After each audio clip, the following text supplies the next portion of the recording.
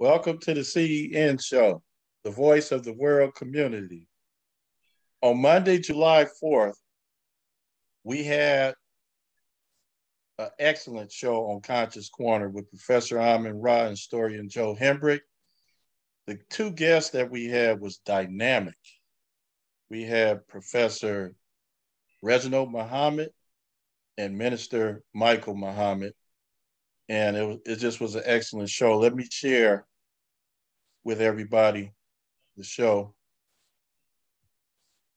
So here it is right here. It's a must hear in my opinion. It's the Conscious Corner from Monday the 4th. Reginald Muhammad, Michael Muhammad, the National Reparations Declaration. It was an excellent show. So I encourage everybody to look at that one. All right. So I am your host, Rasaki Maskani. And our guest for this evening is Dr. H.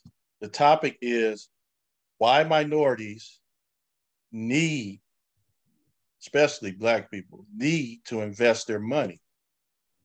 Very important topic this evening. So let me tell you about Dr. H a little bit.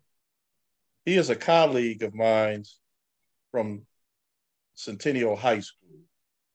And Dr. H joined us in the spring of 2021, if I'm correct. And if I'm incorrect, he can correct me. But that's when he joined us. But this past school year, 2021-22 school year, both of us worked closely together with our students. And I tell you, it was a great experience. We were able to put our minds together and do the best we could for our students. So, and then also that doctor title says that he's actually a educational doctor. So he do have his doctorate degree, but he has so much humility that he doesn't even use that title at the school.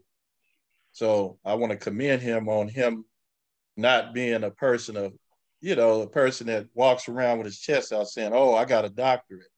Because we have people that's like that.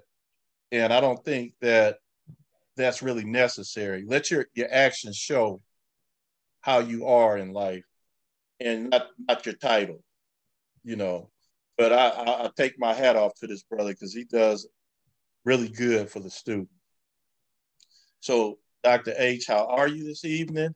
And please tell us anything you want us to know about yourself and start your presentation. Thank you. And thank you for everybody coming here tonight. I want to jump in with like a little story of how I got into investing. Because it happened, I actually started as at UC Santa Barbara. That's where I did my undergrad, and I was an economics major. So at first I went in undeclared, then I took an economics class. And this was like in the 90s. So this was like kind of at the birth of the internet coming on, being a part of our lives. And so I was at the computer lab, right? We had a project of looking at a company that and it was actually Toys R Us, and see what's their prospects, see if they're going to grow, see if they're declining, the whole ins and outs, right? Now, again, this is for me, the infancy of the internet in the about early 90s when I went to the computer lab and did this project. So we go there, and I was fascinated by all of this information was like online. Like all this stuff is that where I always thought like, back in the day, you needed a broker, you need to know somebody, you need to call them up, and you need to say, can I get this income statement? Can I get this balance sheet? And it was all there for the world to see. All I had to do is put in like address, and it blew my mind. I was like, I turned to because it was a group project, turned to one of my group projects like, is all the information online like this? And he was like, yes, and it fascinated me. It's like, this is breaking that barrier of how to get into investing. Now, another funny story. So I got excited about that, got a good grade on the project. Then I went to my dad, looked up this company. I won't say what the company was, asked him to invest some money and so on and so forth. And this was back in the early 90s. And I just saw my dad is still alive, 2022, thank goodness. And about a month ago, that company didn't do well and stuff, and actually lost the money. He's still asking about that money and what happened to that what happened to that company. so so to start off, my first endeavor was not good, but it didn't stop me. And that's the point I also want to make, is that doing some research on this, I'm not necessarily going to talk about the hot stock tip, invest in this, invest in that. The key is to invest, or in particular companies. The key is to invest, period. And I did some research on it, and if you don't mind, if I share the screen, if I had allowed shared screen access, I want to show this article, a paper that I saw online. So do I have the shared screen access? Okay, all right. Okay, let me go to, first let me pop it up. Been a while since I've been on Zoom, so give me a second here.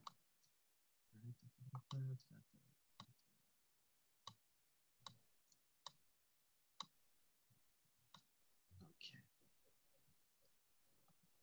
All right, let me share the screen. So you didn't have anything particular you wanted to share about yourself besides the stories? Yeah, that's pretty much, like, I'm a low-key guy. You pretty much like said it. Pretty much the information. I appreciate what you said, but I just want to like delve into it and so on and so forth and let the people know, That's fine. So anyway, let me so this is what it says. As you see, can everybody see the screen? It said yes, we can. Investment behavior factors that limit African Americans' investment behavior. And like I said, with my story, like I started off, like I lost like money from my dad. My dad still asked me about it years later, right? And one part, and let me scroll down to number 9. And as you see, it was done by 2018 by Crystal Hutchinson, John Long, Sophia Analog from Clark University and University of Georgia. And so they did a research paper on what limits African Americans from investing. And let me scroll down to number 9, where they had a bunch of, or page 9 here, where they had a bunch of questions and theories on why this is the case. And in a roundabout way, I kind of did it at my initial aspect. Now, they also give the reasons why they did well. Why African Americans do invest and why African Americans don't invest. And as you see from H1 all the way to H10, where it said African Americans less likely to invest in the stock market compared to Caucasians. And this is true. And this is why there is that wealth gap, because there are Caucasians, and I'll use them as majority because it's not just Caucasians, but all racial lines of people who are taking that risk. So I call them the investing class, okay, and the non-investing class. And yeah, the investment class, they do take that risk. They take that risk out there because from the old Roman saying is that fortune favors the brave, is that, yeah, it is a risk, but also at the same time, it's not the risk of you are, or you shouldn't, I should say, invest your mortgage, invest your rent, invest your light bill. This should be money after you paid those bills that you should invest the money into the stock market. And so, but I wanted to scroll down to this part where I want to go to this part right here, where at H10, African Americans will report, I do not want to lose my money as one of the top 3 reasons for not investing in the stock market. Now, even though my father, he done his investments, so on and so forth, and done well for himself, and I've moved past that stage back in the early 90s and done, so far so good for myself. Yeah, I don't want to lose money part. But here's the thing. It's about, stock market is about ownership, owning shares, okay? So with that being said, I saw something earlier today by Dr. Omar Johnson, who was on the Breakfast Club. And he talked about this mentality of, let me actually stop sharing the screen. So he talked about this mentality of how status symbols is the reason a lot of African Americans get the materialistic things, because they've been told for years and years and years that they are not at the top. They are underappreciated, underrepresented. Pretty much you're nothing. So that's why go out and get material things of fancy car. You're talking about the Mercedes Benz, the fancy clothes, the fancy jewelry. Because when you see, if anybody's NBA fans, when you see the NBA players walk into the arenas, it's almost like a fashion show. They have their big ropes around their neck. They had their fancy clothes. But let me ask you this. When's the last time you saw Warren Buffett have a big rope chain around him? All right. Because all he cares about is the ownership of the stocks. Now, coming from being a slave descendant, coming back that we didn't have nothing and we was the workers in the fields and so on and so forth, is that the simple fact of like, it's amazing, still amazing to me is that you can own one share of a company, no matter what the company is, Apple, Microsoft, Coca-Cola, Kellogg's brand. That was something that was not given opportunity when we landed here long ago, you know? And the simple fact, like that opportunity is now there, but yet we're still not taking advantage of it. One share in the company, no matter what that company is, you're the owner of that company. You're now owner. You're changing mentality from being the worker to now being the owner. And like I said, when we came over here, we were definitely the workers. And some people still have that slave mentality of, as soon as I get my paycheck, I'm going to get materialistic because I need to show my status symbol. There's this show on national radio. You can get a podcast, a guy named Dave Ramsey. And I'm going to go into him, but he's an investor, so on and so forth. But when he comes back from commercial, he says this: owning a home paid off mortgage is the new status symbol and not the Mercedes Benz. So that's how the investment class is thinking. That's their mentality, is that the materialistic, yeah, it's fine. Like I said, it's fine. You got your Mercedes, you got all the nice clothes, so on and so forth. But having that mentality of owning, that's the key. Owning, that will bridge the racial, that will bridge the wealth gap. You have to own. You have to have the mentality of owning. Matter of fact, Ice Cube, or his real name, O'Shea Jackson, went to his uncle. One time he said he wanted to play for the Lakers, right? His uncle said, no, you want to own the Lakers. Now, if you look at every movie that Ice Cube has been in since Friday, which he directed and produced and actually came on last night, that movie's almost like 30 years old and he's still making money because he owns it, all right? Every movie he's been in, he's been executive producer. He's owning it. Every time you see an old Ice Cube movie, he put money in his pocket because he has the owner mentality for what his uncle said. So that's where we need to come in and start teaching our young people about ownership. But how do you do it if you don't know? You know, you don't know what you don't know. Like, for instance, I'm not going to start talking Chinese because I don't know Chinese, all right? So I'm not also just out the blue just start talking it. So how do you do it? The first thing we have to do is start with financial literacy. Now, you know, millions and millions and millions of dollars have been invested in the STEM program of science, science, technology, engineering, and mathematics, right? But won't we add another acronym to it? You know, it doesn't come out as well, called STEMIF, where it is science, technology, engineering, mathematics, and financial literacy, okay? Because going back, let me see, share the screen here. Let me go back to shared screen.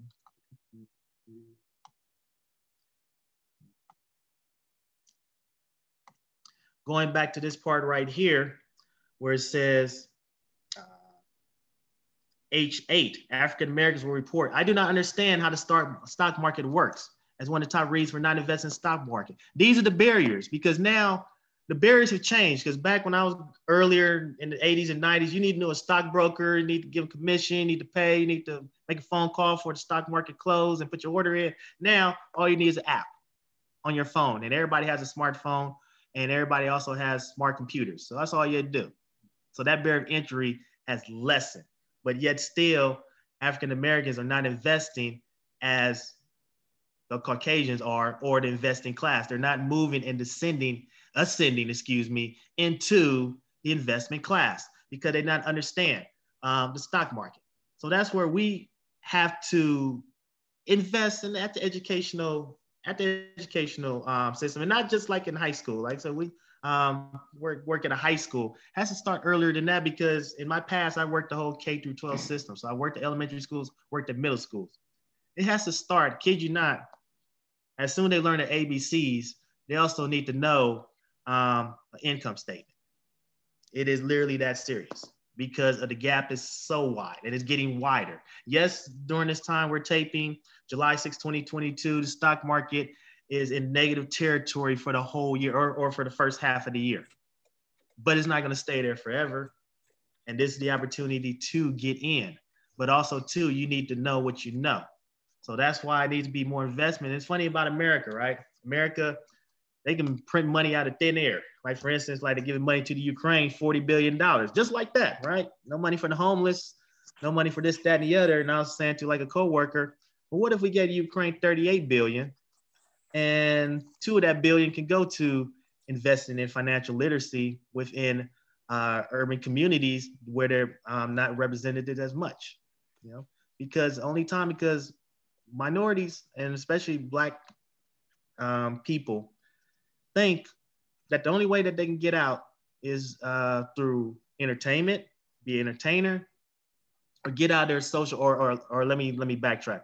To elevate their social economic status is through entertainment, be a singer, dancer, rapper, or the case may be, or through sports, primarily like basketball or football. But as we know, with sports, especially basketball, there's about 30 teams. There's really not an opening on every team every year. There's not like 15 openings. There's only like really 2. All right. So that means 30 times 2 is 60, but it's not 60 openings every year. Sometimes it may be just like 30. So all these African American boys out there all over the country playing basketball because it's easier. All you need is a basketball and a hoop. But yet there's only 30 spots, maybe. 1 year is 30 spots, 1 year is 42 spots, 1 year is 10. And that's it. But yet you got literally probably 1 million African American boys out there playing basketball for the hoop dream. All right. Matter of fact, let me go to this aspect. Let me share the screen again and show another part of people we know and also people we may or may not know.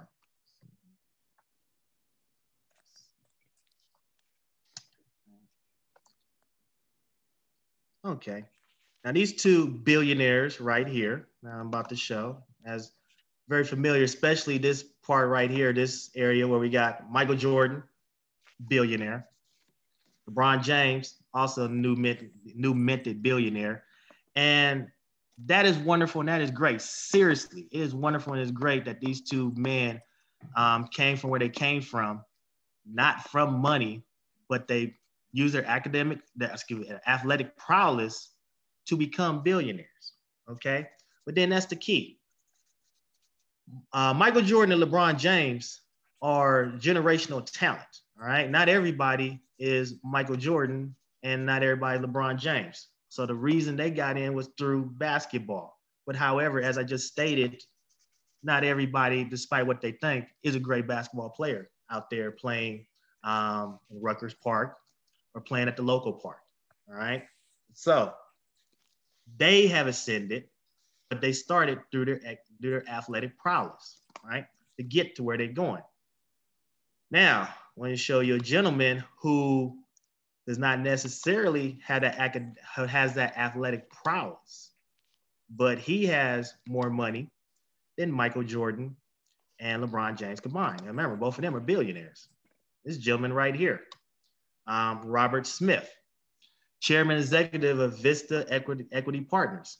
Okay, maybe he played basketball back in high school, but I haven't seen him recently in the NBA or on the NFL gridiron. But he created a hedge fund, and he's the CEO of the hedge fund. Has $4 billion. Young people do not know about him. They know about Michael Jordan and LeBron James, but even when they know about Michael Jordan, LeBron James, they know about their athletic prowess. I want to see next time on SportsCenter, Michael Jordan's business model on how he became a billionaire. I want to see on SportsCenter LeBron James model, business model, how he became successful. Robert Smith, somebody who everybody should know as they know Michael Jordan and LeBron James, do not. Okay, he's somebody who need to celebrate. Okay, he did it educationally. And this was listening, going back to Dr. Umar Johnson, who I heard on the Breakfast Club. He's saying that if you have the slave, or I'm paraphrasing, but you have the slave mentality of being a worker and just focus on your athletic prowess, and America's focused on your athletic prowess, you'll only go so far. Yes, LeBron James and Michael Jordan made it to the top of their profession. And currently, as we speak right now, LeBron James is still at the top of his profession. But they didn't stop there. They branched out. Well, what we need to, but at the same time, we need to tell our youth is that you're going to get to the top by here. And we need to start training them to get to that. Not, let's put it like this. There's a summer camp for basketball. There's a summer camp for football. We need summer camps for financial literacy. It need to be that many. You need to hear the single mom saying, I'm going to take my son and daughter to financial camp. All right. I'm going to work that overtime to take them to financial camp over the summer. Because again, hey, I love football. I love basketball. But again, there's too many hoop dreams that are dying. And there's too many football dreams that, again, that's just not the case. Okay. You're just not going to make it. All right. And even if you do make it, the average NFL player lasts 3 years. We only glorify the ones who've been there forever, like Tom Brady and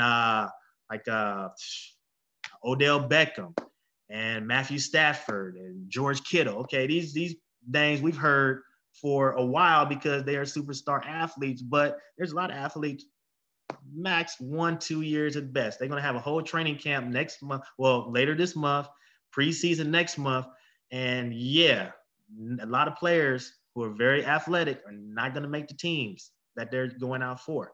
So what they do the rest of their life when they're 25, 26 years old? Education as far as financial literacy, as far as investing in the stock market. And that's what we're not doing because we're not understanding what to do. Okay. Any questions so far? I just keep rambling. Okay, so what I do is I'm gonna start with Miss Linda. Miss Linda, how are you this evening? Can you unmute, please? Oh yes, I'm good this evening. Thank you. Good. Do you have a comment or a question for Dr. H? No, Dr. A, this is excellent information, but I have one question. You mentioned about a financial camp for youth, and we're in the midst of summer now. What about after the summer? Is there any financial camps that you know of? Well, let's put it like this. I was saying it as far as because there's a focus on basketball camps in the summer and football camps in the summer because those are the off seasons. I'm for camp, just like there's football camps all year round and basketball camps all year round. I'm for financial camps all year round because it takes that. And also too, it has to be, and like I said, this is bigger than me, but it has to be at the point where like, it has to be like mandatory, just as math class is mandatory through the K through 12 system. It has to be that, and not just for Black people, but also for all. Because how many people you hear saying living paycheck to paycheck, and they're still making a lot of money? I hear even people making 6 figures, still living paycheck to paycheck because they don't have the financial literacy. And so we need those camps. We need that education where we become the investment class. Because here's the thing about it. United we stand, divided we fall, as Abraham Lincoln said back in the day, so on and so forth. But they keep the races divided by the colors. You know, like if you're Black, you're over here, you're Latino over here, you're Asian, you're over here, so on and so forth. But there's only 2 true colors that America truly cares about. Everything else is just a division of the colors. That's green and gold. Okay. If you have green, if you have gold, you can ascend up into the social class where like all of a sudden, like where they would say like, I didn't know he was Black, you know. Okay. All right. Because he's, you know, he has like that much, right? Like it never occurred to me they were Latino, you know, like, okay. So they moved up into that ascension. Okay, when you get to the green and gold level, and that's the true 2 colors that America cares about: green and gold. The Blacks versus Caucasians, Latinos versus Blacks, all that is divisive honestly for the people on top because they can profit from that, from exploitation. Okay, and that's also part of financial literacy. You got to understand is like who's exploiting you, so you will not be exploited. Okay, Dr. H. Yes, sir. So I'm glad you came home this evening. I have a challenge for you. You're bringing up these excellent points, which need to be carefully looked at. So my challenge to you is either through a venue from the Community Education Network or some other venue, you start spearheading these type of financial camps. financial literacy camp, because we are in that business of doing these type of things. We got Brother Machinda on here. We got Brother Joe Hembrick, historian Joe Hembrick. We got Brother Doctor, and all of them are, they're into investments. I'm not proud to say, but I'm not all that great in that area. But hey, as long as I'm around, I get better. But yeah, that's just something for you to think about. So I'm gonna go to Brother Doctor. Brother Doctor, can you unmute, please? Hello? Yeah. Can you hear me? Questions or comments for Dr. H? May I ask another question, please? Yeah, go ahead, Miss Linda. Yes. My other question is, you mentioned that there is an app to learn how to invest in stock. Can you name me some apps that I can? Because I've never invested, but I've always been curious and wanted to do it. Okay. Well, hey, I'll be honest with you. It's literally like a Google search because there are tons of apps like put in like how to invest. But as far as trading platforms, so let me correct that. Trading platform as far as like eTrade.com, Charles Schwab. I wouldn't necessarily mention Robinhood right now, but those two, E-Trade, Charles Schwab, is where, kid you not, all you need to do is just open up with like $5. Okay. Really? I mean, yes. It's like, that's another thing, like barriers. A lot of people think you need to come to the table with $10, $20, $30,000. No, that may have been the old way. I'm not sure, it was before my time, but I know the new way is that you open up an account and you can invest, you can put in $5. Now, granted, that $5 not going to take you so far, maybe want to start with like 100, but still $100 is a lot cheaper than $10,000, $20,000. And all you have to do is just start doing the research, which again, as I stated with my story before, when I was back in the 90s at UC Santa Barbara, looking up companies online, it's still there today. And it's even more information than it was back then. So yeah, the eTrade.com, CharlesSchwab.com, Merrill Lynch.com, like all of these where they allow the barrier of entry has like lessened, where people can get in. Because again, I still don't know no broker, I mean, I have a broker like for my mutual funds, so on and so forth, but direct individual stocks, I don't have a broker. I do the research, do it myself, and so on and so forth. Matter of fact, a friend of mine who I know literally since ninth grade, and we're the best of friends. Matter of fact, I insult him by calling him my friend. He's more like my brother from another mother, as they say. And I know him for all these years, and he works in probation, supervisor, doing his thing. And kid you not, last year, he said that he has a pension, so on and so forth, works with the county. But he said he doesn't invest. And it blew my mind because we've been through this, that, and the other. We hang out together since ninth grade. We involved in each other's lives. And one of the things, like I just always like assume he did because he's doing well for himself.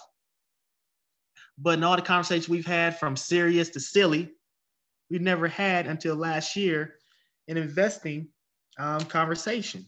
And I think what's stuck in his head, which is true for me, is that when I bought my home about now 5 years ago, the down payment was from my investments.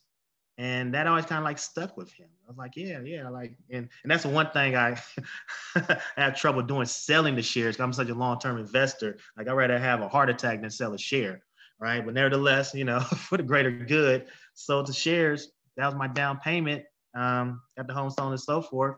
And yeah, and that just stuck in his head. So what we did, me, him, and another friend of mine, October of last year, we together pool our money every month. And we opened up an E-Trade account and we put our money in on the 17th. And I'm a stock picker and I see what we have, so on and so forth. Now, I mean, again, this year has been a tough year. So I'm not going to say like, oh, it's just raining money, so on and so forth. But here's the thing about it. It's still good to buy all these discounts, okay? Because that's another thing. It's like at one point, the stocks were getting like too high where like I could continue to invest, but it costed more money. Now, get them at a discount, still solid companies, not old crappy company, .com. It's like still solid companies that has been discounted. So it's kind of like your favorite shirt. It's like you have a favorite shirt, it costs $80. Like, I don't know about $80, but I really like that color. Well, now it's $50. Okay, you still like that color, right? You still think it looks good on you. We would jump at that. It goes from 80 to 50.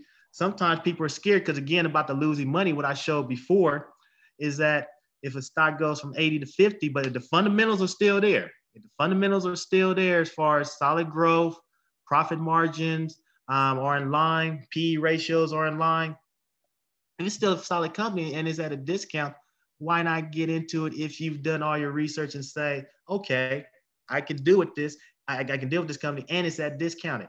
We will get that shirt on a discount. Why can't we get that stock on a discount? Now, with that being said, we don't want to continue to be discounted once we buy it, you know. But if it's cheap now, jump in because again, Albert Einstein said this: the greatest force, and again, the guy who invented the theory of relativity, or discovered it, I should say. Again, smart man. We all know Einstein, so on and so forth, or his background. He said this: the greatest thing man ever invented was compound interest. So that being said, you put your money in on the low, do it long term, and watch it rise again. If again, it's a quality company. Okay, let's go to Brother Doctor.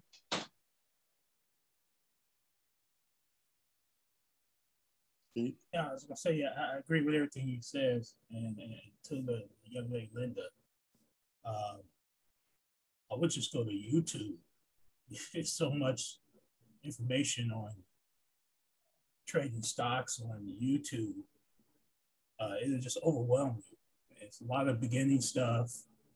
Some of the companies Dr. H mentioned, yeah, you can sign up with a broker account, and they call it a thing called paper trading. You can open up an account, and you can start out with like $100,000 of play money and trade and see how you do till you get it down. And once you get it down, you can add money to the account and start trading. But that'd be one of the best avenues. Go on YouTube, just type in, learn how to trade stocks, and you see people coming up. You see some stuff, just a bunch of them. And like he said, those companies he's mentioned, like he's right, stay away. And I'm not going to talk bad about Robinhood, and I can't remember what the other one was. There's two of them out there. And like you said, I've been with, and I don't want to make recommendation. I use 3 or 4 brokers right now.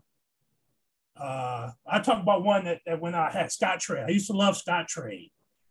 Okay, they were taking over. And, they had an office right down the street. I can go down and talk to them. And, but yeah, all the companies mentioned, good companies, great companies. Start out paper trading. You can go in there and buy stocks, sell stocks, and there's so much facet to it, to trading stocks. I'm the guy that bet against stocks. I bet against everybody. I always bet stuff going down. I'm a options guy. I do puts and calls and cover calls. There's things where you can buy stocks and rent your stocks out, like a rental. You get money every month off of your stocks.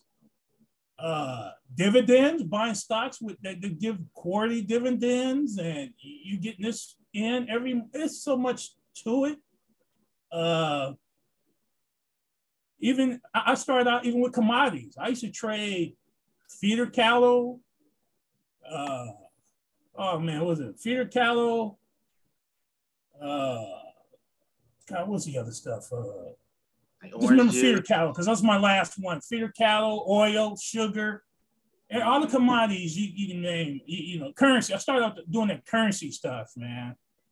Doing that day trading currency back in the day when it was a thing, back about 25 years ago. But yeah, man, you're right. Invest a couple of bucks a month, $5 a month, $10 a month. You're not sure, just invest in things you won't, it's going to be here forever, like the Walmarts and Amazons. If you think it's going to be here forever, you'll never lose no money. It'll go up and down here and there, but you'll never lose your whole investment. There are companies that be around forever. Something safe. You got kids, just born, buy them some, Apple, Microsoft, Walmart, stuff that is going to be around forever. That money be safe forever. And one other thing I could just say, If you're working, the what's the 401k? not 401k. What's the other one? Where you I got two counts. I can't. The IRAs, the Roth IRAs. Yeah, Roth IRA. Roth IRA is where you put your money in now.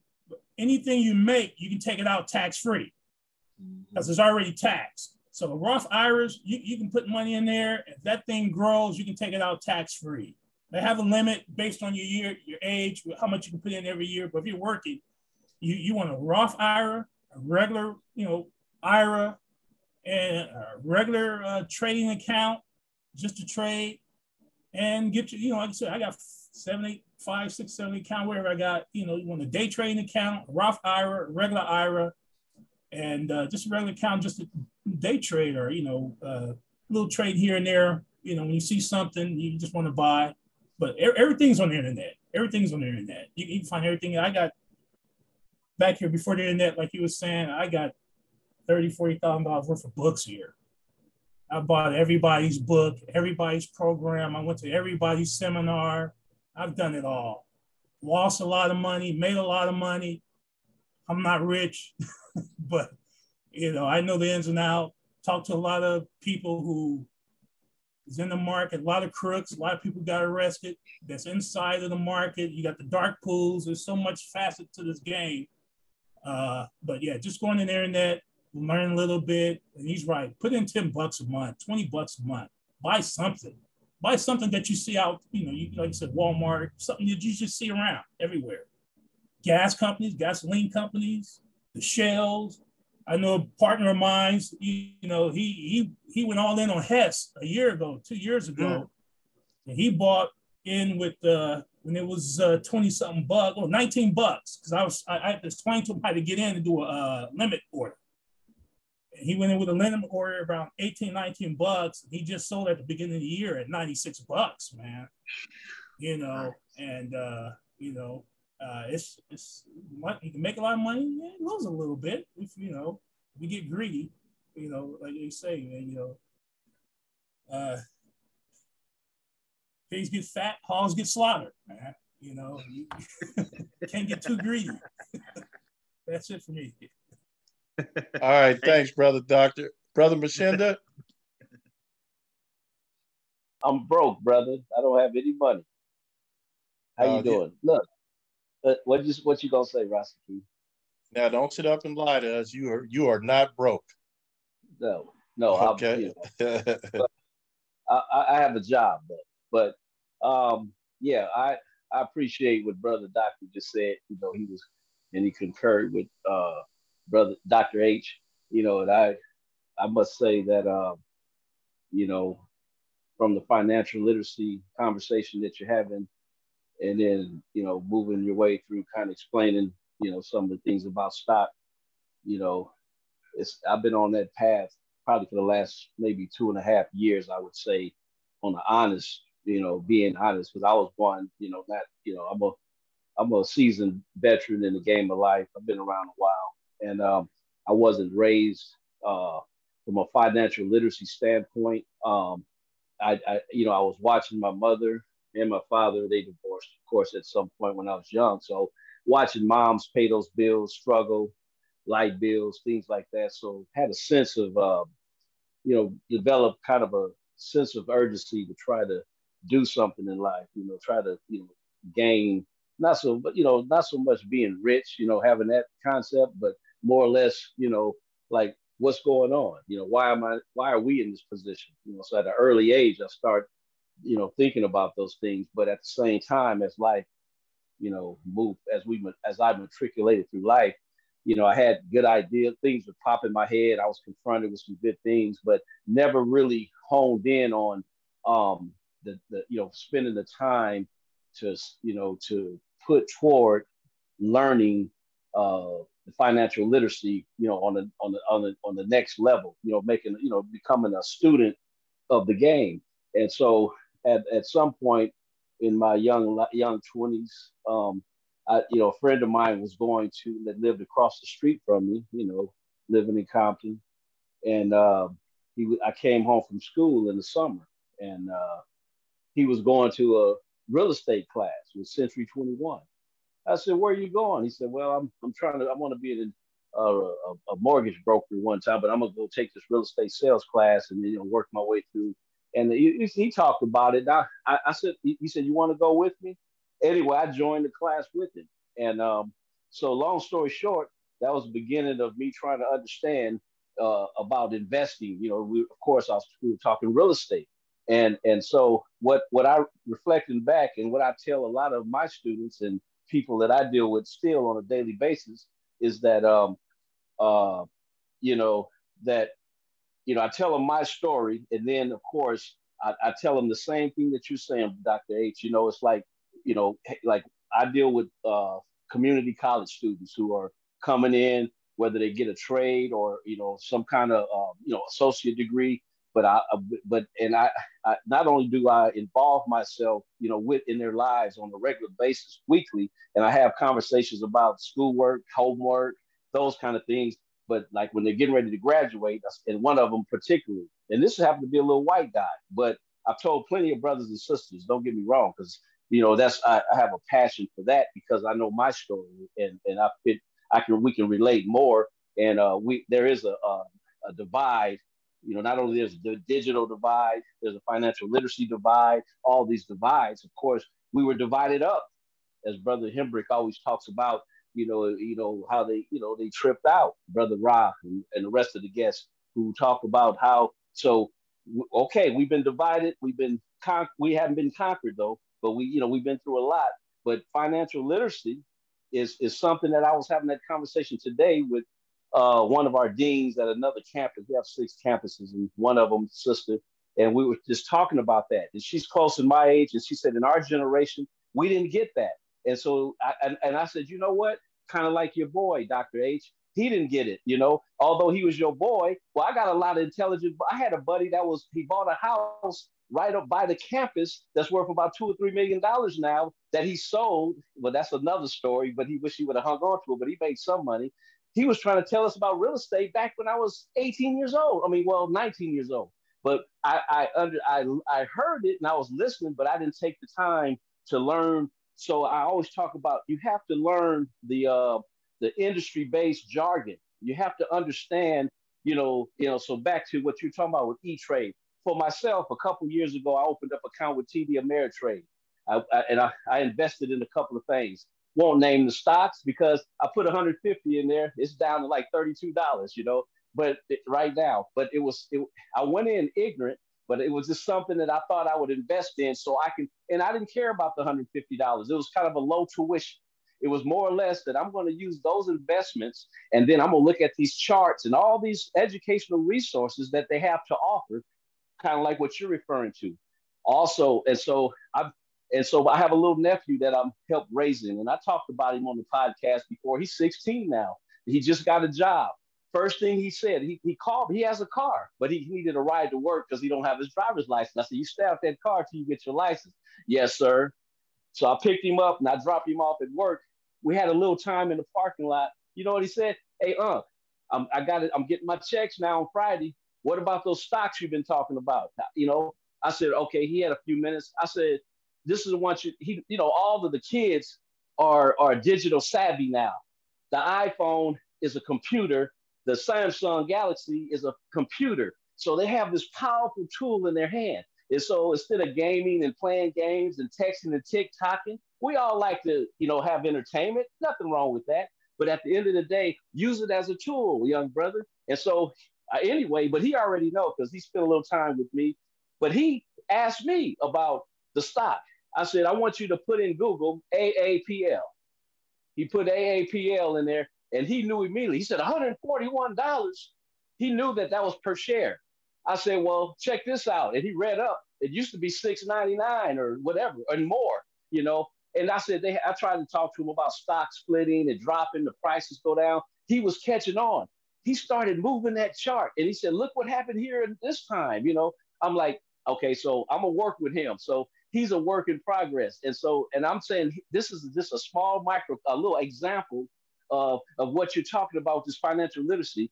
And so today, in my mind, before I got on this podcast, now I will admit in my subconscious, it might have been that I wanted to see what tonight's topic was, and it was I read it, and so maybe that kind of got my brain thinking. But I did have a conversation with the lady I told you about earlier in the day, and I just bought a piece of property, and I said, you know what, I'm gonna start having some financial literacy classes with these young children. You know, I said I haven't did it yet, but I said this is what. But you know, my plate is full. I said, but it's imperative that I incorporate that into my journey. You know, and so anyway, it's not only inspirational and you know, your conversation is provoking a lot of enthusiasm, but you're dead on it. You're dead on it because the generational gap of you know, a lot of people that I know, they're you know, don't own anything because they don't know. And so what I'm saying, so back to the conversation I was having with the young lady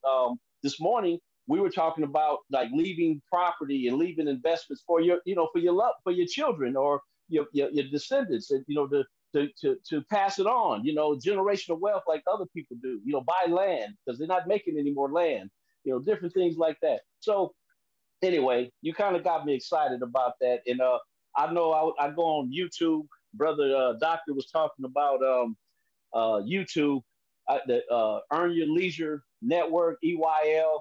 I don't know if you ever heard of it, but it's popular now because they got a lot of like Steve Harvey and different folks have been on there. They just invite all kind of. They had Mark Cuban, billionaire, on there, so they're blowing up. But they have free information that talks about charting and understanding the stock market. For the lady that was on, go to EYL Network. I don't work for them. I didn't even invest in them in terms of, they have a university where you can spend money. I wish I would have spent the $200 or $300 that it costs to be a part of it, but I'm skeptical and I'm like, well, I can still learn. I know there's enough information out there that's free. And then of course I pay for certain things. You accidentally muted yourself.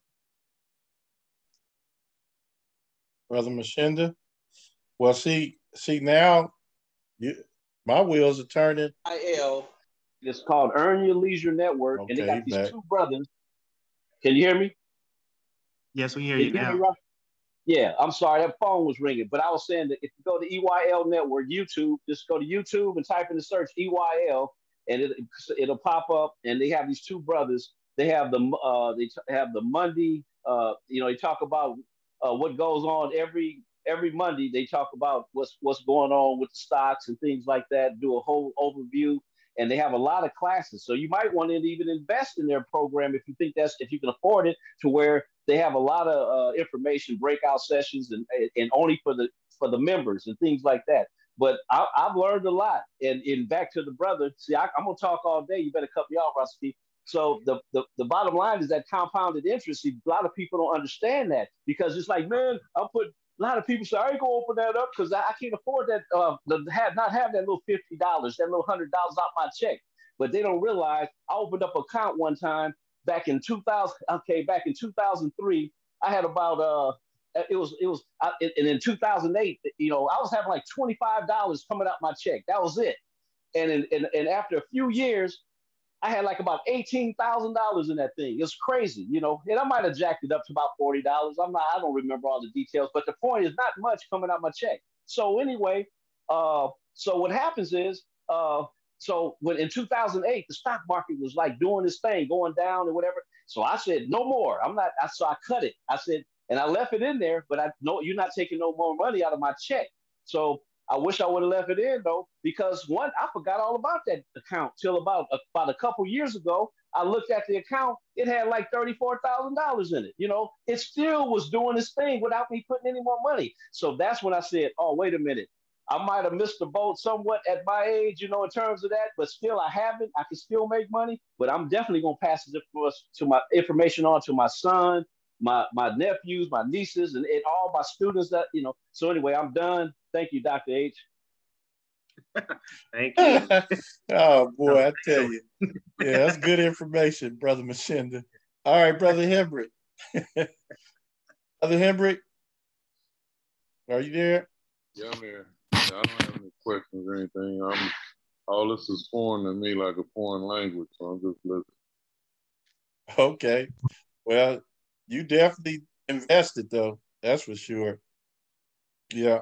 All right, Professor Rod, you're on mute.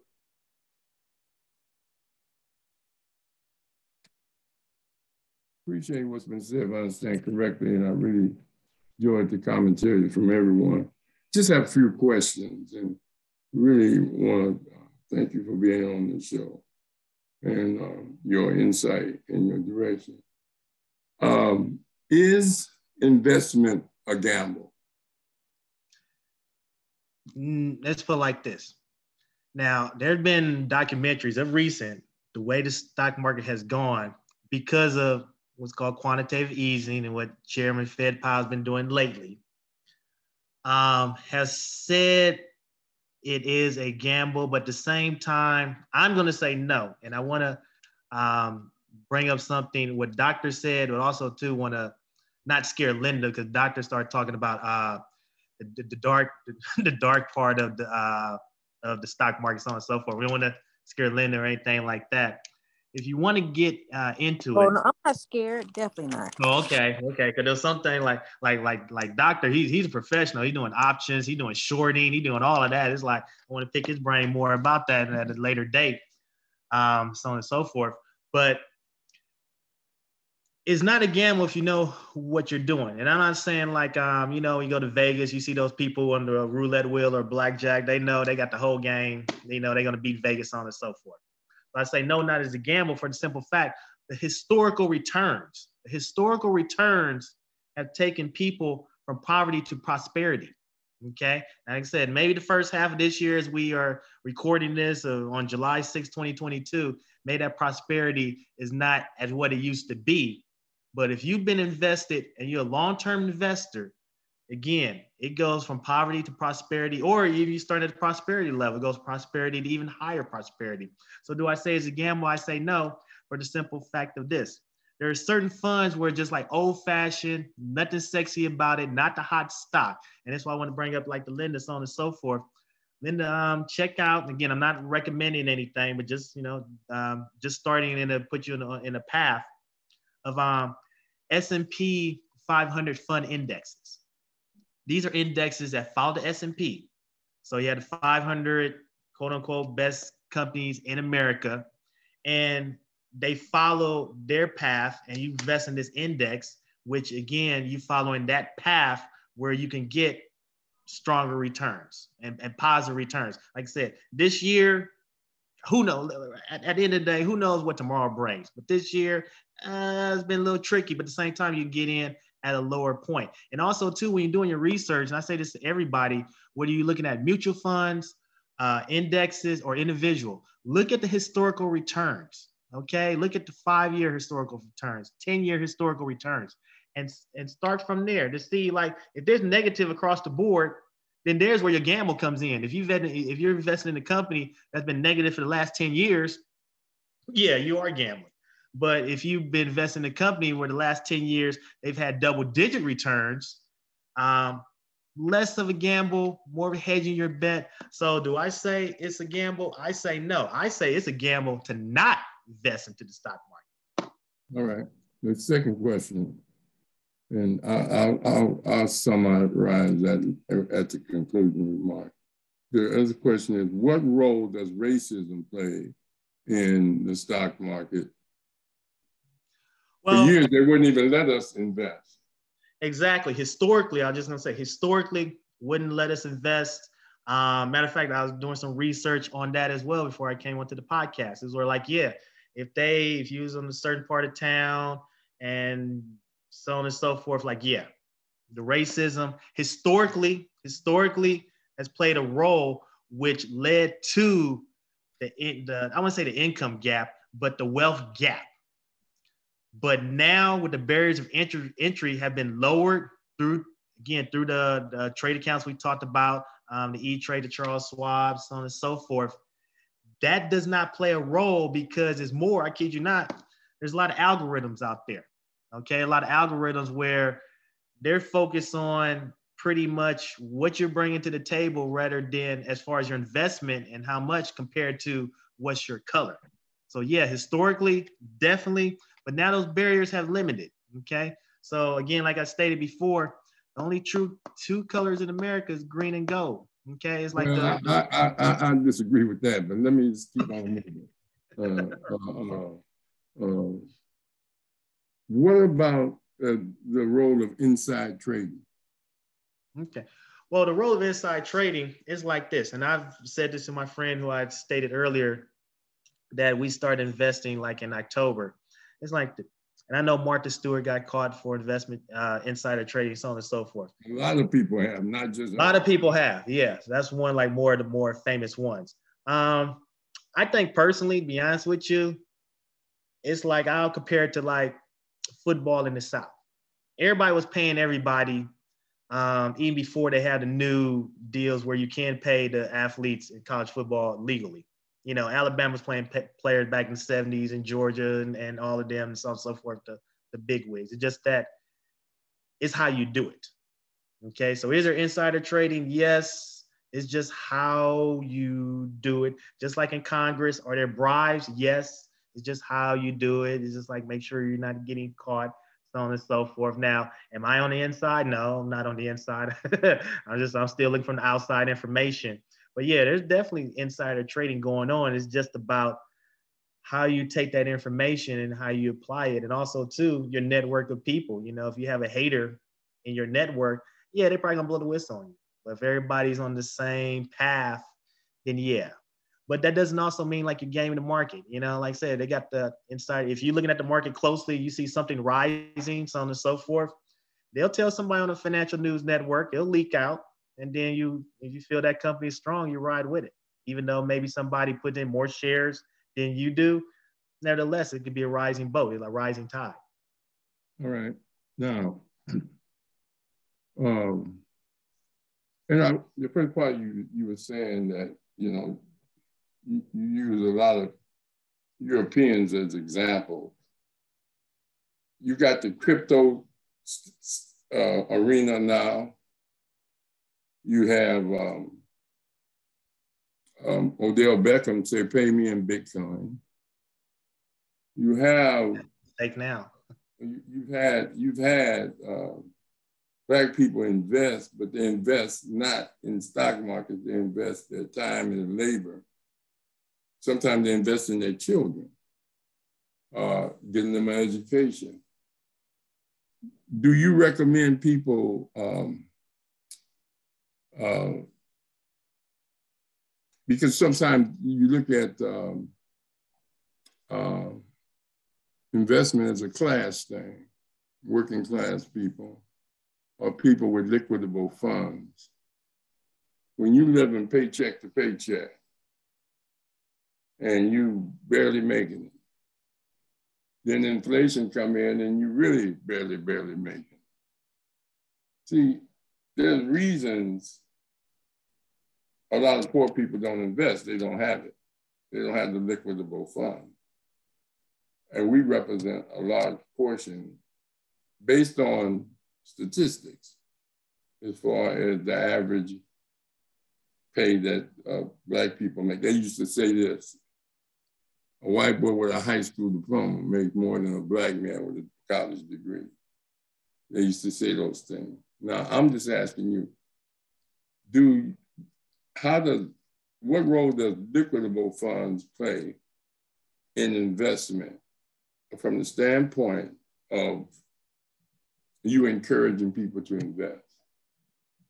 Well, first thing I say this is of course, the definition of what is exactly your liquid funds and what is your budget. Now, as I stated before, it's like, again, you don't want to invest your mortgage or rent. You don't want to invest the food money. But the GDP of America is 70% consumerism. So, and it's a lot of consumerism done by low wage income workers. So if they have the money to go get, let's say, not the necessities, then how come you don't have the money to invest in yourself? You know, because again, like 70%, that's 7 out of 10, where again, it's all about consumerism, what drives the American economy. And again, and yes, it's on different levels, higher incomes, middle incomes, lower incomes, but a lot of lower incomes let's just say, not use their money wisely from the pool of money they have, which may not be as liquid. Okay, so that being said, if the kids are fed, got the roof over their head, the lights turn on, get to watch the favorite thing on Netflix, if all that's taken care of, okay? No, the reason I raised that is because when you were talking in the beginning, the Honorable Elijah Muhammad, even Malcolm X, always talked about the value of land and the value of doing for self and the importance of investing in your own community, using your money, turning the dollar over. So we've always talked that way. I mean, BTL, we used to have Black Enterprise magazine that used to keep the top 100 Black businesses. And you look at that and things of this nature. You have a lot of people that own franchises, and things of this nature. They invest their money in franchises and things of this nature. My point is that because I'm for people like yourself starting literacy classes for juniors and seniors in high school. Not just for investment, but just the importance of keeping your credit together, how to, the understanding banking and understanding the value of property. Sort of like what Brother Henry used to tell his classes and things of this nature. Sometimes people invest in what they call lumping activities, selling drugs and or using fake credit cards and hustling. And so my point is that sometimes you have to look at the circumstances we as Black people came up under. I think Carter G. Woodson said the miseducation of the Negro in his book in 1930. So it's not that sometimes that we won't invest, don't invest. We've not been trained because most of our parents and grandparents, I say grandparents now, never even thought about investing. They're laborers and they just wanted us to get an education to go further. We, even though it seems like we're a long time out of the Holocaust of enslavement, but we're not out of the long-term effects that it has had on us. And the lack of trust in institutions, the same investments that people invested in, you say it's not gambling, but stock market fall, you lose. I mean, sometimes you can invest in something and you lose. That's gambling. It's a risk. It's always good. It's like this. And then I'll shut up. When people on the way to Vegas, they got all kind of billboards of people smiling at the slot machine, they're grinning. They never show the pictures of the people leaving Vegas. You understand? I mean, they've had people commit suicide because they betted the whole rant. So my point is that Black people, Latinos, white, even white, many of them are not investors. If everybody invested, there would be no winner. So you got to have a minority of investment. What Wall Street is about. You understand? Keeping up with the investments and what's the new. But at the same time, we as the people must begin to do as you say, and people like yourself can maybe start a summer camp. All my sons and daughters, they into investment, Bitcoin, whatever, and they know it. They say, don't mess with money unless you can invest it and let it sit for 10 years, and that's their mentality. I tell them I want my money off the top, straight out. I don't want no coin, no wallet. I just want some dead presidents. You understand? Because I'm 74 years old. I don't want to be 80 rich. you know, I want to spend money now. You know, now they are young. And that's why I think it's good to start the young and thinking that you can always buy a house because if you lose it, they're foreclosed. You buy a car, they repossess it. But can you handle cash? Can you go into a bank and get $10,000 cash? Because you got a track record of paying cash back. It's easy to pay with what they call secured loans. But when you're dealing with just straight out signature loan, that's a whole new different mentality and whole new different discipline. And I just want to say again, we thank you for your wealth of knowledge. But it's a lot to it, and I do believe it's a gamble. And I believe racism still exists in it. And the racism is to discourage us from getting involved and to make it so hard for us to get involved. Sante Sana. All Can right. I respond to that? Yeah, you want to respond? Yeah, I want to respond to that. Oh, yeah, go ahead. Yeah. For the simple fact, like, I love the fact of, like, again, investing is just not the stock market, like you say, like franchising, so on and so forth.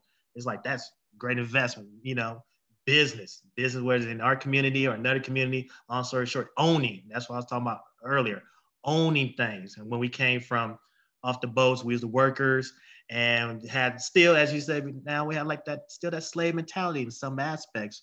But let me go on a tangent about this. Again, like I said earlier, I was a baseball fan, or still a baseball fan. In 2004, Boston Red Sox won the World Series. I'm not a Boston Red Sox fan. I ain't stretching the imagination.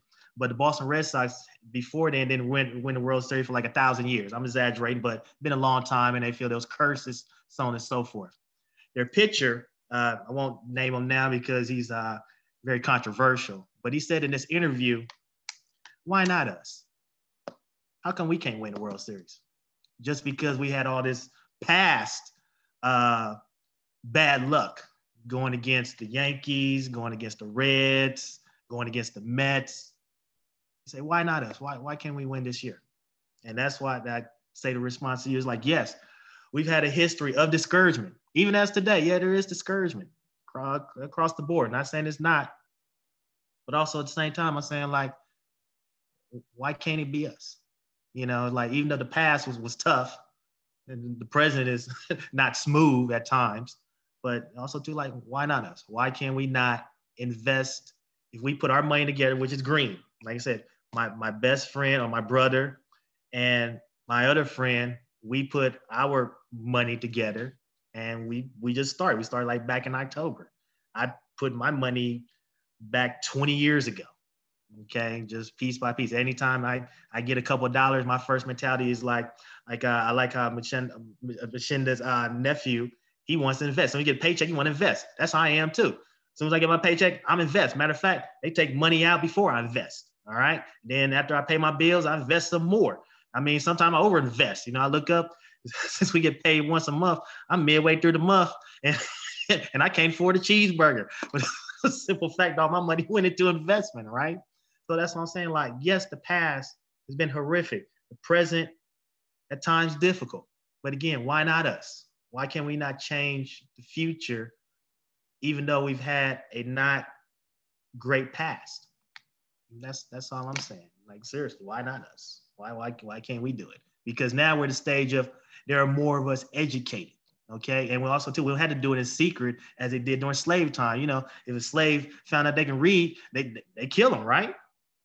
Now, when we read, that can help us ascend to another level. You know, so why not us? Why can't we be successful in the stock market? How come we can't be like Robert Smith? Okay, again, not athletic prowess. He just used his mind. Why can't we do that? Yeah. Well, you got, go ahead, Roger. Well, the thing is, as I always say, we all, as learned individuals, and as we live and in age, we keep picking up information if we're open to it. And that's what we're doing. And one person gonna see it this way, another person gonna see it that way, but we all here for the same reason, and it's a good thing. And Professor Ross said is financial literacy is good, and that's what it's about. It's about exposing the information, and if there is, we take a poor person that throw a few pennies to the side every time and just say, I ain't gonna mess with that. I know it's tough. Keep throwing them pennies to the side. Before you know it, just like Brother Machinda said, he threw that $40 to the side, and now it's like, I don't know if it was monthly. I guess it was monthly or every check, and now that joker got $34,000. It's where there's a will, there's a way, and that's what we do here. We make a way because we have a will. So that information is excellent from everybody. Okay, Professor Rod, what you want to say? Well, I agree with what the brother is saying. The good Dr. H is saying, because he's correct. We should be an investment, but be mindful of the pitfalls. That's the only thing I'm saying. Oklahoma, Tulsa, they did good. White man burned it down and took it. Greenwood, they burned it down and took it at Huntington Beach. They took the man's property, got it back after 100 years. I understand struggle. I just don't want to play down racism and its role in our economic issues as a people and our divisiveness in our people. You got entertainers, that's billionaires. And sports is entertainment. It's sports entertainment. That's what Harry Edwards said. They get paid whether they win or lose. They're on the contract. Then there are people who make big money off of betting on horses. And they get go from racetrack to racetrack. Study scratch sheets all day. They win some, they lose some, but it's an investment. But this investing in the stock market or in property or whatever is just another means of the medium of exchange, and hopefully that you profit from it. That's what it is. Our major investment has always been labor and time and skills. That's all we had. And every one of them people may be an entertainer or a corporate or a stock investor, started from humble beginnings, the majority of them. You understand? And they work their way up to the point that they could invest. And I'm for that. But when you're young, you start off with 3 kids before you get out of high school or college. It's pretty hard to have some liquidable funds. You understand? Now you single, hey, you can do something. But when you got a family, and especially in California, just paying rent, not owning, just paying rent, it's tough. And so that's the only time. I'm not making excuses for people. I'm just looking at the reality, because I taught business management. I taught the whole gamut of business classes. And most African Americans do not save, but most people in this country don't save their money. Most people in this country don't have $400 of emergency money. Most people. But them that do, were thinking. And they sacrifice. D. Silva, our art teacher, he don't never shop for clothes. You understand? He's wearing the same clothes he's been having. But he got a big home in Arizona, living across from the golf course. He had a green put in his backyard. That was his priority. But like the good Dr. H say, you got some brothers that look like Zell Jeweler around the neck. You understand? Going up there and say, hey, are they investing in gold or are they plastic? You know, it could be both. And then they get mad when they get robbed. And you know, you flashing, you know. But anyway, this is a good session. I'm enjoying it. All right. Brother Bashinda said he wanted to say something again. Brother Bashinda? No, I just interjected listening to everybody. You know, Dr. H, I took a class back in like 1981 or 80 or something like that years ago. And it was a class called Organizational Management in Low Income Neighborhoods. It was an upper division African American history class. And the thing that I remember that the professor, Dr. J. Owen Smith, you know, brought out, he talked about conspicuous consumption, talked about, you know, Black people, you know, in the neighborhood were conspicuous consumers, you know. So I fit in that same category growing up, and I'm probably still somewhat conspicuous to a lesser degree, you know, working toward, you know, where I should be, I guess, at this point in my life, you know. But I just wanted to point out, I understand, you know, the premise of what I'm hearing is that, you know, yeah, we're in a bind. A lot of people are in a check to check or you know, in a situation, you know, but a lot of that is because we are conspicuous consumers, you know, no matter, you know, I mean, if we worked at McDonald's or the aircraft, you know, Hughes Aircraft or wherever you work at, you know, at the end of the day. Brother Bashinda, can I interject right quick? Yes. Can you give us a definition of conspicuous? Say that word again. Conspicuous. Conspicuous consumption basically is, you know, we do a lot. Okay, in other words, say when you're planning your meal. Okay, do you know? I mean, we can go like Brother Hemprick say, do we grow our vegetables and in our backyard, like our tomatoes and things like that? We can save money that way. And then we have fresh vegetables, good vegetables, okay? Well, we run to the market, to the supermarket, Walmart, and we spend money there. Okay, we go to Taco Bell, we're spending. So in other words, we're not conscious of how we're spending our money, no matter how much we make, you know? So back to the financial literacy, that's where you learn that, hey, you know, this is the game that's being played on you. You know, everybody on this call know about student loans. Not that they took one out. I took one out for about $1,200 and paid it off because one of my elders at the college said, "Don't, you know, if you hey, live poor till you get out of here. Don't do it." And so I didn't understand totally what he was talking about. I understood plain English, and so I got it.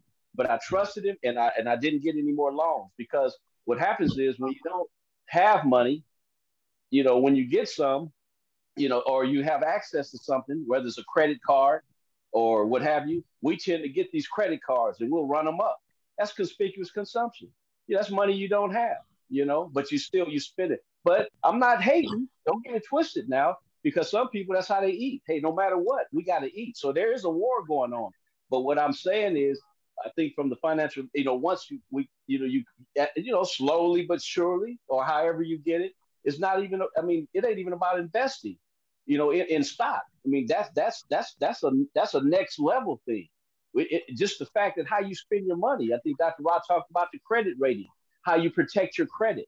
You know, to be able to purchase maybe a car that, you know, or what have you. So, but anyway, the conspicuous consumption is like not, you know, not only like, I wouldn't say frivolous spending, because food is a necessity, but it's how you do it, you know. And so I think, I would like to think that I understand what he said. The Dr. J. Owen Smith was telling me when I was very young that you know, hey, you got to watch how you spend your money, because, or the community at large, it was called organizational management in low income neighborhoods, and he was talking about conspicuous consumption.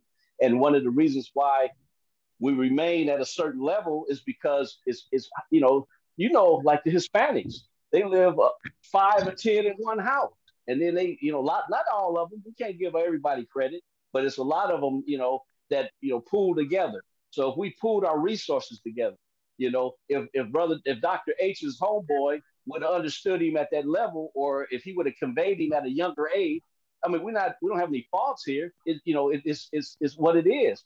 But now there's like, hey man, hey, this is what's going on. Life moves fast, and we don't do it might not come out to the way, like Monday morning quarterback, and after, you're checking out the game after it's been played, you figure out, man, okay, we need to work this out. We need to do this. We need to go this direction. Well, the point I'm making is so you take America's like a corporation, and they have assets. And I don't, what the number one asset that the United States has is student loans. You can look it up yourself. Student loans. And so I work at a college, and we just started doing student loans a few years ago. I wish we didn't do them, because we have people that's coming in there, and don't get me wrong, there are several students that say, hey, I need whatever I can get, so I can, because I'm gonna make better for myself. I can use these resources to keep my bills. I can go to, I don't have to work while I'm going to school. So don't get me wrong, those that are organized to use the money and then be prepared to pay it back 6 months after they graduate. But that's not the case in a lot of cases. People see $4, $5, $6, $8, $10,000, for the school year or more, and they grab it, and they spend it, and then now their credit rating is messed up. They're getting, they're getting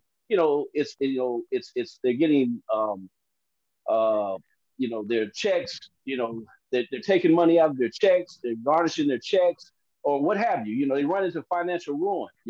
So getting on the right track financially, knowing how to go down, it's just a tool. That's all for survival. It's like we can play the poor game, or we can play, or and when I say play the poor game, we can go on the knowledge that we have. And it's not about just getting rich. It's just about, watching what you're doing with what you make and what you're doing. And if you like putting your money in a savings account, it doesn't draw any interest. But my mother gave me a passbook when I was a little kid, and I thought that was a big thing. We put a couple dollars in it, but it doesn't make any money.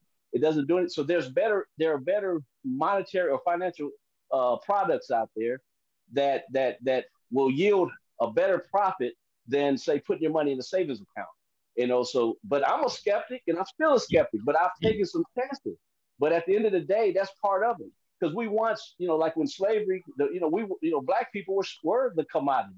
And when you are a conspicuous consumer and you're fueling the GDP, as Dr. H say, 70% of the GDP is consumerism.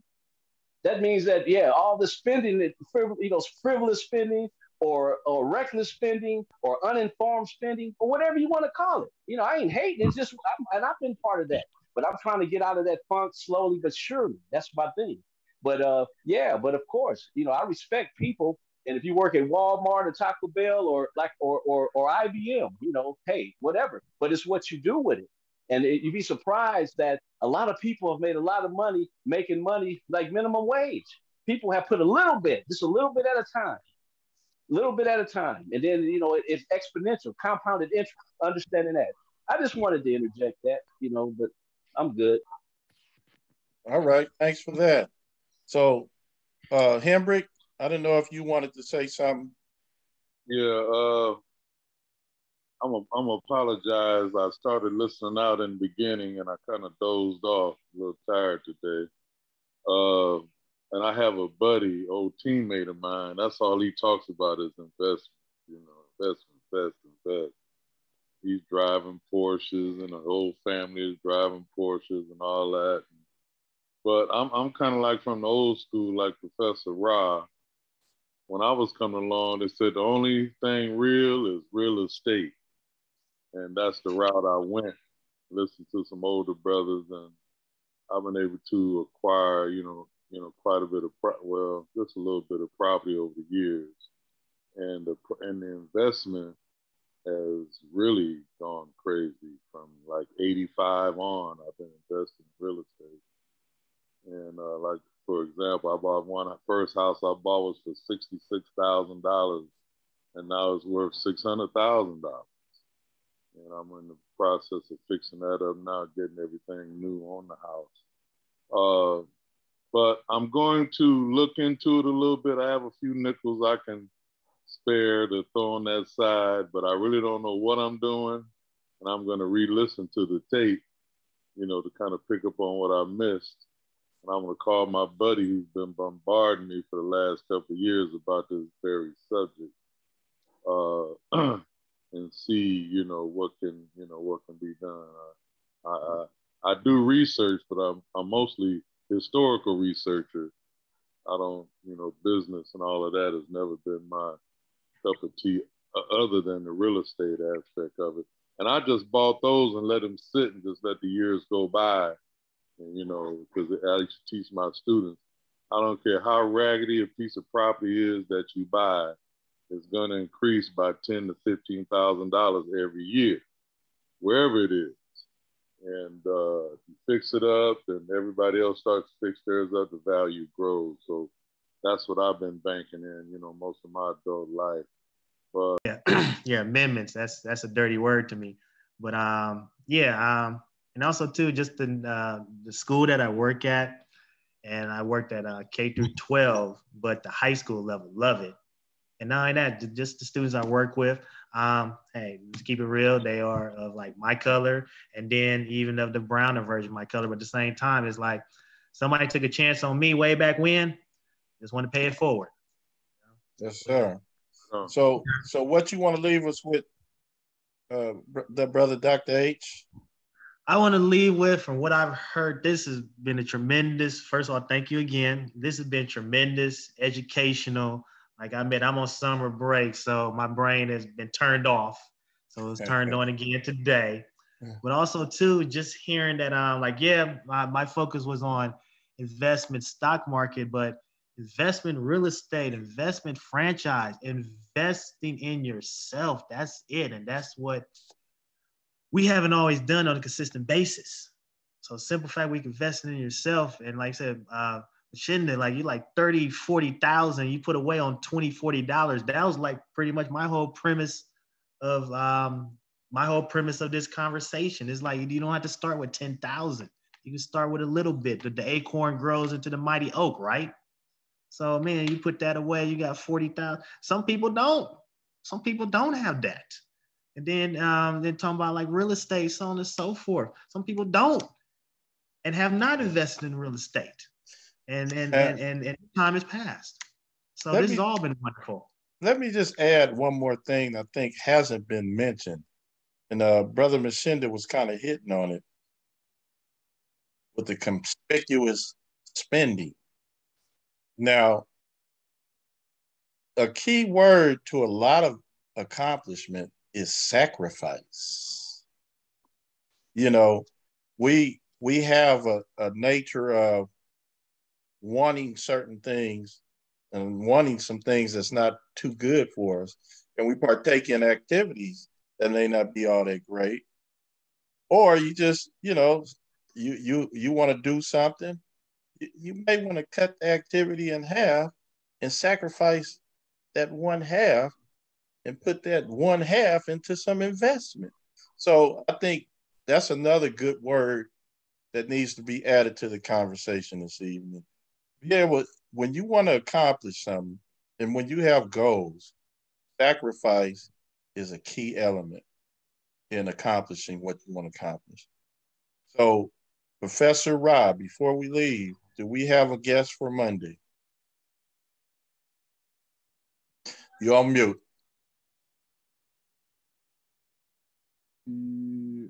Yeah, but I can't think of who it is. I'll call you in the morning. Okay. But I just want to say this right quick. You know, there's so much in the struggle that we're in, whereas we sometimes forget that there are people doing what we say we need to do. When you don't, I mean, like they got the 100 Black colleges, they're focusing on investments now, you know, as a classes.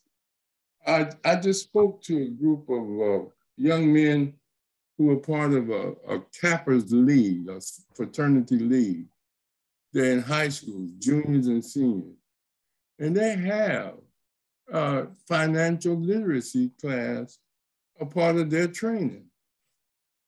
My son is going around the country saying that if students get good grades, they should get X amount of stock, you know, as a motivating thing for youth to make them learn and teach it. And teaching so that when they leave high school, they're not broke. They have stock. There's so much going on in the movement that's doing exactly what Dr. H is saying. People are trying to wake their children up. I mean, a lot of us didn't vote because our parents didn't vote. A lot of us didn't get into investment because our parents didn't invest and they didn't train us. Schools, as Rashiki so eloquently brought up, hey, the state tell you what the curriculum is. And that's why you don't have a financial literacy class on the ACT test or the SAT test or the outcomes of a class, you know, but you got to build it where it's not. But there are a lot of people doing a lot of stuff. Because I see him and I hear him, and you know, and as Machinda said, and the good doctor said, there's stuff all over the internet about investments. You know, so I'm optimistic that those that got the liquidable funds and can sit on money and let it grow, it's just like people don't save because they, you know, they want their money now, but you know, you got to invest. And I believe it, but I do believe what Brother Hendrick said, that the best investment is always in land. You know, I mean, for the quick turnover or for the long term. Sante Sana. I want to say something real quick, man. And just originally, I was going to let it go, but like Dr. H, you've been on it all night, and Professor Raw brought up something about the gambling and the racial stuff. And I saw true, because and it's racial because we don't get the information, man. You know, I talked to Rosky a few weeks ago. We have a close friend we grew up with. He called me 10, 11 o'clock at night, wanted to know something about the stock market, what to invest in. And I told him, I said, hey, man, only way you make money in the market is inside information. All these rich cats, man, no inside information. I was able to speak to guys. I was able to speak to a few guys, man, that was involved with the original savings and loan stuff. But you're talking about real estate. You know, you don't own that land. You don't own a house. You just own that deed that says you have a right to stay there. You don't own none of that land. You just have a piece of paper that gives you the right to convey to stay there. So that's a gamble. But I surprised him, Joe, and I want him to, you know, thought he was going to say something about it. So I just know a little bit about the conductors. Back in the days, in the 20s and 30s, all those black conductors on the trains that was millionaires because they would sit there and serve all these white people and they'd talk about inside tradings. And at the next stop, the blacks would call home and say, hey, go buy this stock, because they heard all this stuff on those trains, man. There was a lot of black conductors. You know, the little guys worked those trains as multi-millionaires, undercover multi-millionaires, man, because they would sit here and listen to all those inside trades on those trains and guys conducting businesses, you know, businesses doing a little inside trading. And I'm sorry, Linda's gone, because I was going to tell her, she opened up an account, please don't do margin trading. When you open up an account, don't let them talk you and get in a margin account until you know what you're doing. And it's like Brother H said, it's only gambling when you don't know what you're doing. And, you know, you can always make an investment. You can hedge your investment like the pros do. And you can always buy insurance. on your stocks, your portfolio. You can always buy calls and puts just to make sure if your stuff goes down, you got insurance to cover all your losses. I go heavy. I always buy if I'm not sure, buy a call or a put to cover my investment.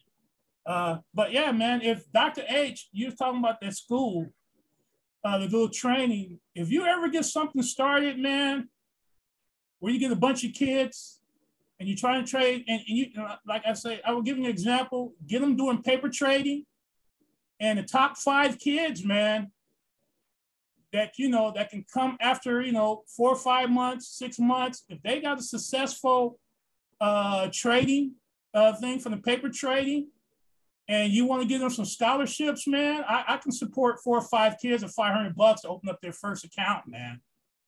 If you can get something started, man, get them paper trading. The top 4 or 5 kids, man, that made money. And if you want to get them with TD Ameritrade, Merrill Edge, Charles Schwab. I'm familiar with everybody, damn every broker out there, man. I've been with them all. If you want to get a scholarship to the top kid, man, get some people, man, put some money together, get these kids in there doing some paper trading, and get them, reward the kids that was able to, over 6 months, make a profit in the account, and we can get them started with a real live account, man. I don't know what the procedure would be. I don't know how that, you got to get some, pass through the school, the district, the parents, but I'm willing to support, 4 or 5 kids, $500 a piece, man, to get them account started. After, you get the kids that know what they're doing, motivate them, man, to get in there and learning and, paper trade and show that, because we can always follow them and see how they're doing and reward them with some real accounts, man. Let them go out in the real world after 6 months and do that, man. Brother Doctor. Yeah. Brother Doctor, we could do all that. We can do all of that here. Yeah. Well, hey, you guys get it started. I can support 4 or 5 kids, man. With a scholarship, a little something. Some of you guys on here can add to it. Get them account started, but let them, do some paper trading.